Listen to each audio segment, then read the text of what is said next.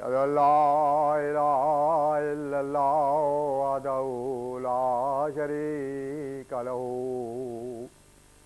وأشهد أن محمدا عبده ورسوله خاتم الانبیاء حضرت محمد مصطفیٰ احمد مجتبیٰ صلی اللہ علیہ وسلم کے غلام اور ہمارے امام حضرت مسیح موعود و مہدی مسعود علیہ الصلوۃ والسلام کے ایمان افروز اور روح پرور ملفوظات۔ حضرت اقدس فرماتے ہیں نادان انسان بعض وقت عدم قبول دعا سے مرتد ہو جاتا ہے۔ صحیح بخاری میں حدیث موجود ہے کہ نوافل سے مومن میرا مقرب ہو جاتا ہے۔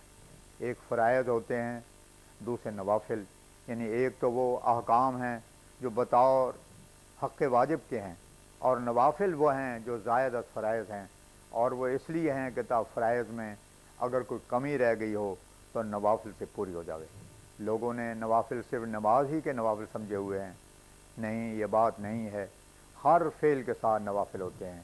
انسان زکوٰۃ دیتا ہے تو کبھی زکوٰۃ کے سوا بھی دے، رمضان میں روزے رکھتا ہے کبھی اس کے سوا بھی رکھے، قرض لے تو کچھ ساتھ زائد دے کیونکہ اس نے مروت کی ہے۔ نوافل متمم فرائض ہوتے ہیں۔ نفل کے وقت دل میں خشوع اور خوف ہوتا ہے کہ فرائض میں جو قصور ہوا ہے وہ اب پورا ہو جائے۔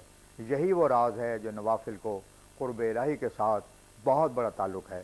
گویا خشوع اور تذلل اور انقطاع کی حالت اس میں پیدا ہو جاتی ہے، اور اسی لیے تقرب کی وجہ میں ایام 20 کے روزے اور شوال کے 6 روزے یہ سب نوافل ہیں۔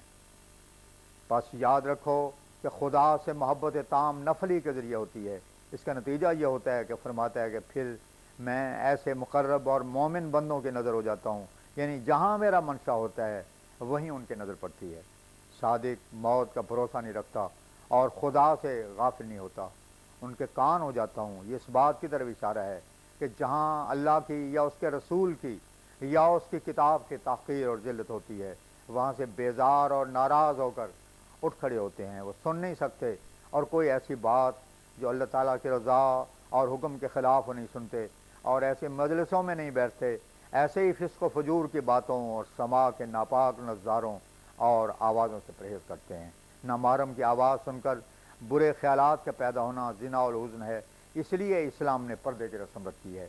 مسیح کا یہ کہنا کہ زنا کی نظر سے نہ دیکھ کوئی کامل تعلیم نہیں ہے۔ اس کے مقابلہ میں کامل تعلیم یہ ہے جو مبادی گناہ سے بچاتی ہے۔ قل للمؤمنین یغضوا من ابصارہم، سورہ نور آیت 31، یعنی کسی نظر سے بھی نہ دیکھیں کیونکہ دل اپنے اختیار میں نہیں ہے۔ یہ کیسی کامل تعلیم ہے کہ فرماتا ہے کہ ہو جاتا ہوں اس کے ہاتھ۔ بعض وقت انسان ہاتھوں سے بہت بے رحمی کرتا ہے۔ خدا فرماتا ہے کہ مومن کے ہاتھ بے جا طور پر اعتدال سے نہیں بڑھتے، وہ نامحرم کو ہاتھ نہیں لگاتے۔ پھر فرماتا ہے کہ اس کی زبان ہو جاتا ہوں۔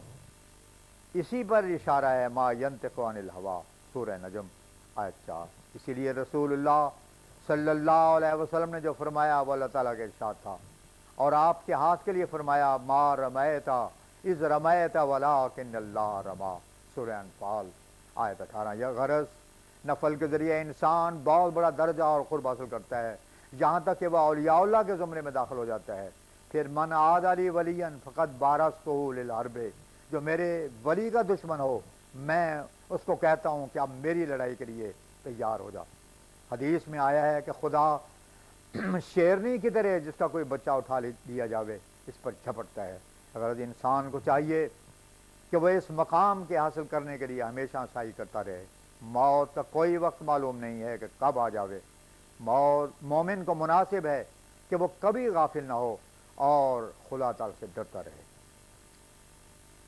قاضی محمد عالم صاحب سکنہ قاضی کوٹ نے اپنے بیماری کے ایام میں قاضی ضیاء الدین صاحب سکنہ قاضی کوٹ کو جو قادیان میں تھے حضرت اقدس کی خدمت میں دعا کے لیے عرض کرنے کو لکھا، جس پر حضرت مسیح موعود علیہ الصلوۃ والسلام نے فرمایا میں ضرور دعا کروں گا، آپ محمد عالم کو تسلی دیں، احمد شاہ کی طرف وہم کے طور پر بھی خیال نہ لے جائیں، واقعی وہ کچھ بھی نہیں، یہ وسوسہ شرک سمجھیں۔ عوام کا بہکانا تان و تشنیع جتنا اثر کرے گا اسی قدر اپنے راستے کو خالی تصور کریں۔ کامل یقین والوں کو شیطان چھو بھی نہیں سکتا۔ میرا تو یقین ہے کہ حضرت آدم کی استعداد میں کسی قدر تساہل تھا، تبھی تو شیطان کو وسوسے کا قابو مل گیا۔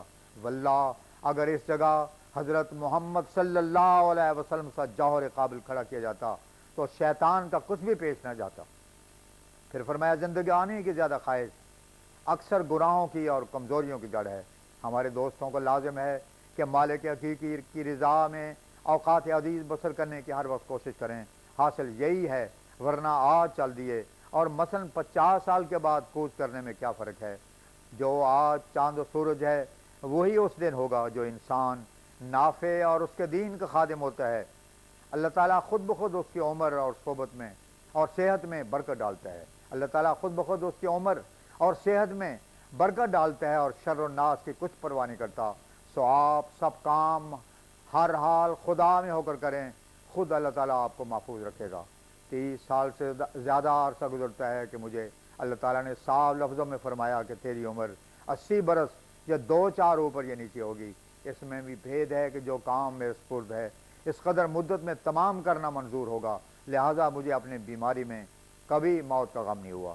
مجھے خوب یاد ہے کہ جن درختوں کے نیچے میں 7 سالہ عمر میں کھیلا کرتا تھا، آج بین ہی بعض درخت اسی طرح ہرے بھرے اور سرسبز کھڑے ہیں، لیکن میں اپنے حال کو کچھ اور ہی دیکھ رہا ہوں۔ تم بھی اس کو تصور کر سکتے ہو۔ یہ تان و تشنیع ہم اثروں کی غنیمت سمجھیں، اس میں اصلاح نفس متصور ہے۔ جب یہ نہ ہوں گے تو پھر خدمت مولا کریم اور ہدیہ قابل حضرت عزت کیا ہوگا؟ آپ بیماری کا فکر کرتے ہیں، تمہارے پہلے بھائی یعنی صحابہ تو بیعت ہی جان قربان کرنے کی کرتے تھے اور ہر حال منتظر رہتے تھے کہ کب وہ وقت آتا ہے کہ اپنے مالک حقیقی کے راستے میں فدا ہوں۔